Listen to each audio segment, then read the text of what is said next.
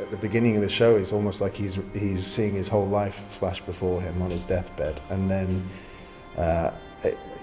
then he kind of wakes up in the modern day and sees the impact that his work has had on the world.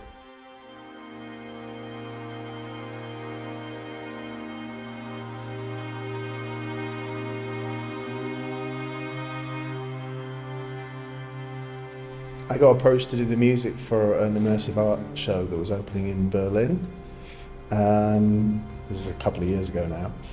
And yeah, the creative team behind the show, a company called Flora and Fauna, which was an amazing bunch of people. It was around about the time that the Van Gogh immersive art show was smashing it around the world. And yeah, it was a really interesting project to get involved with. You know, it was a story of not just a retrospective of his work, but the concept that, you know, in his notebooks, right before he died, he kept on writing down, have I ever achieved anything, even after everything that he'd done. It wasn't just, here's Da Vinci's pictures and paintings, can you do some music for it? It was an interesting story arc, you know?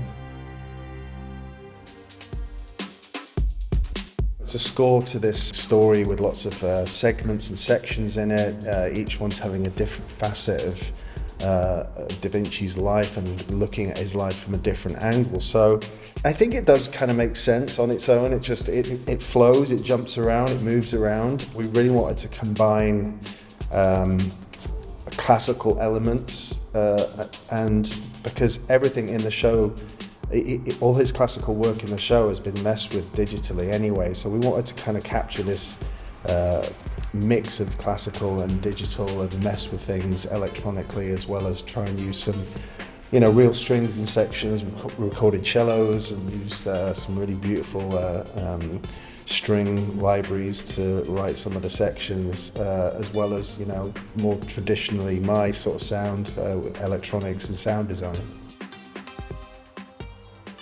Most of the music we'd written, you know, we'd written to these mood boards or little video clips. We hadn't actually seen the visuals in the space. When we arrived on site in Berlin, it was obvious immediately that 2 or 3 of the sections we'd written just didn't work in the space, and we had to very quickly fix them. With Amsterdam, we had more perspective because we'd seen the show before. We wanted to refine it, and we thought we can make this better. They also edited the show differently. In Berlin, the Last Supper scene, which I feel is the most powerful scene in the whole show, was actually quite early on in the show, and I felt like the energy of the show dropped after that. And whereas in the Amsterdam show, they saved that Last Supper scene till quite towards the end of the show, and it kind of works more like a DJ set.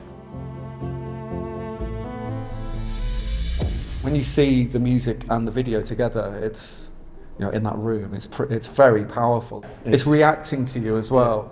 You know, you'll touch something and the image will change, or when you're walking across the floor, that you're triggering shooting stars that kind of fly through the room. And we had sound effects as well with some of the visuals on the walls when you touched it. Yeah. Sound effects, and that was fun programming all that stuff.